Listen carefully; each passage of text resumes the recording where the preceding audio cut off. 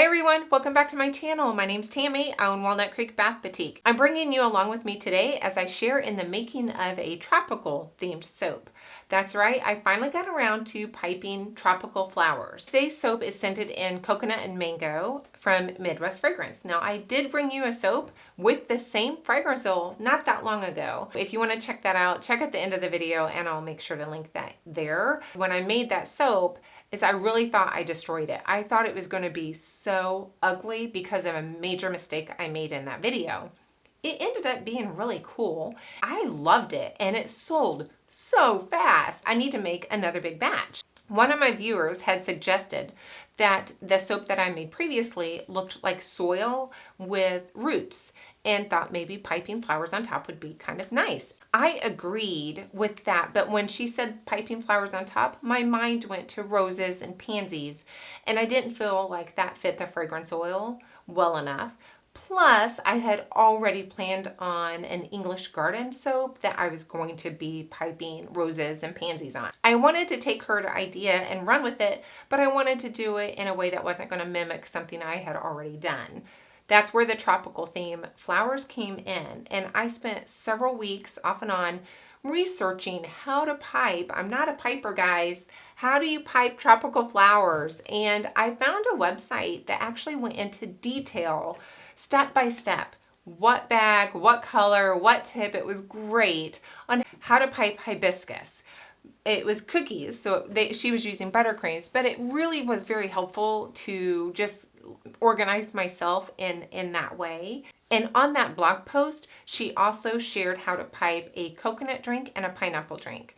So I took the coconut drink and I ran with that as well. I thought that was so fun and appropriate for this soap. So yesterday's soap has coconut drinks on the top along with some hibiscus and some other piping. If you want to stick around to see how I did that, please do, because I am actually quite pleased with this one.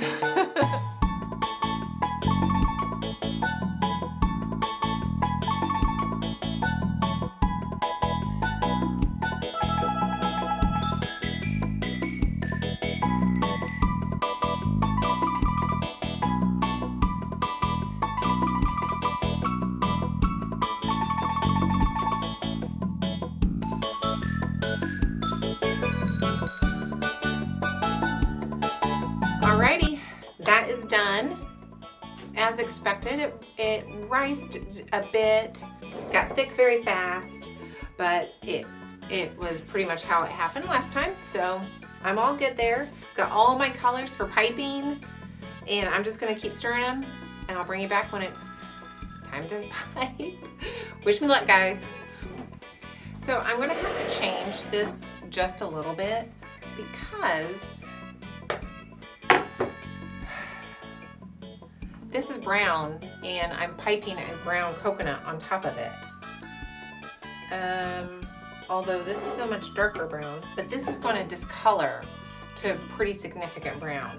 So I'm going to sacrifice my little bit of white here, and I am going to try to very, very thinly put a white border on top of this soap, just to give us a clean slate. Now it is kind of bumpy, but as long as it's white, I'm going to call it okay.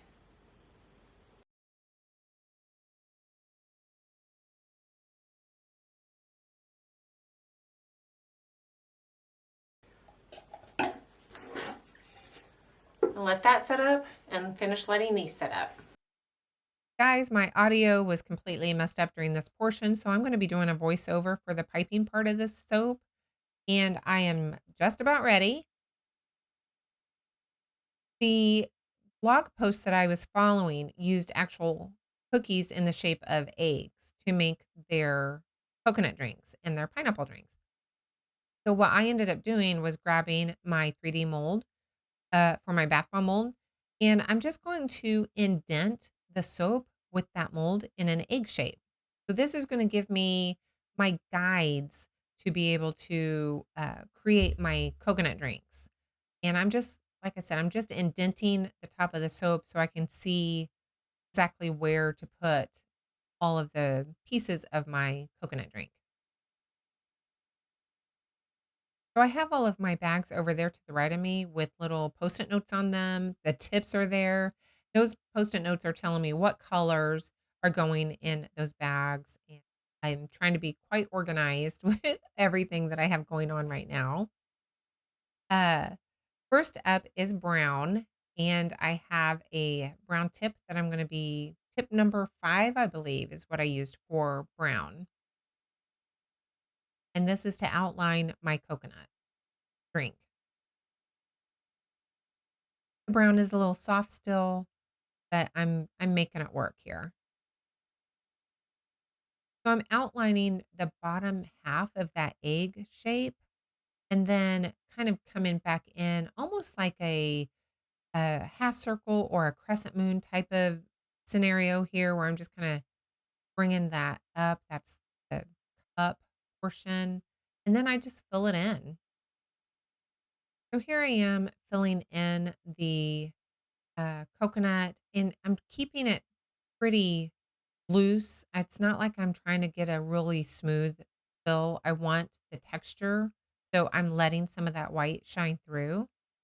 And the blue, this is the drink part of it. You just kind of make an oval or a circle of sorts to connect the two tips of the brown, and then you fill that in much the same way.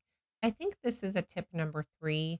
I don't have a lot of tips, so I'm going to be having to mess around with cleaning tips out for other colors here in a second. But that's the drink part of this coconut drink. And now I'm ready for my hibiscus. I was really pretty happy with them. Now, the first couple are a little janky, but once I got going, like that third and fourth one, I was pretty happy with it. Now, I have my dark pink and my light pink in the bag. I believe the dark pink is on the fat end of this petal tip, but I could be backwards on that. I'm not exactly sure, but I think the dark pink is on the fat end. Yeah, it's a little janky there. This one is too, but, after this, I kinda get my groove and I get more of a feel for it.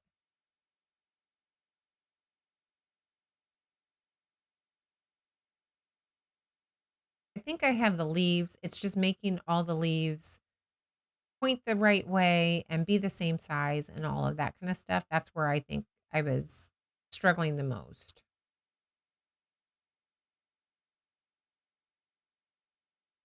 This one's pretty good. Yeah, I thought so.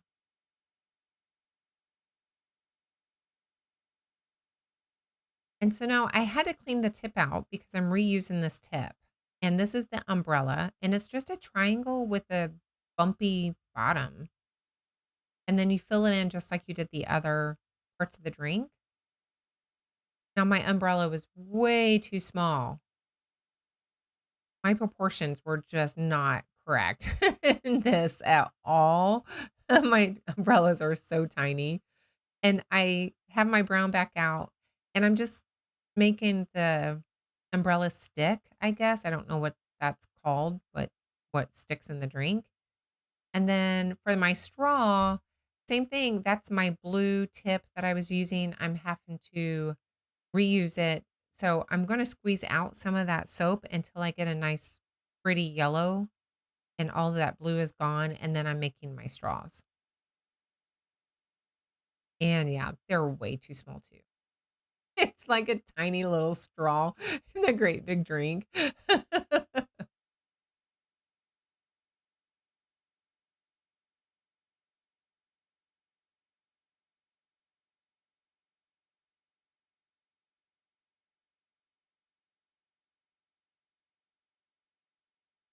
And so I'm getting my leaves on there. Almost forgot my green. I started filling in the blank spaces and I'm thinking, oh shoot, I gotta get my leaves on there.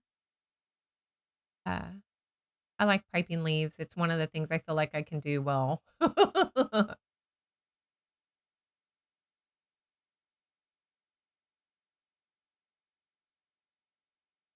And so it just looks so unfinished with that white.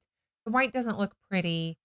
It's all bumpy from the soap underneath. So I just started filling in. I had so much of that pink left over. I just started filling in. And this is where I really feel like I made the mistakes.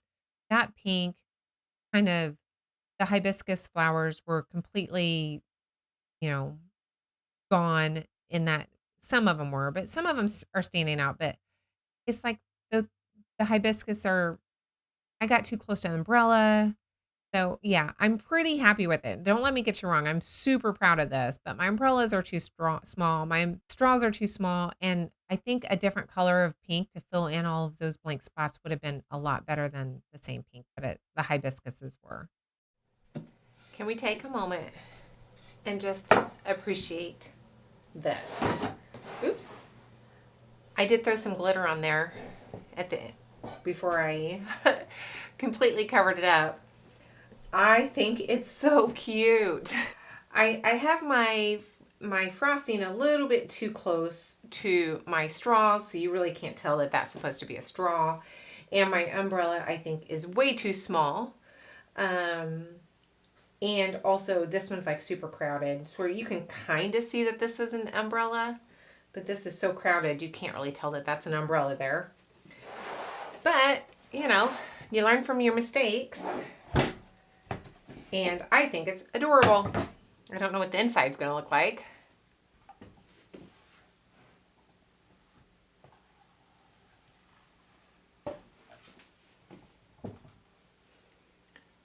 Not a whole lot of yellow there.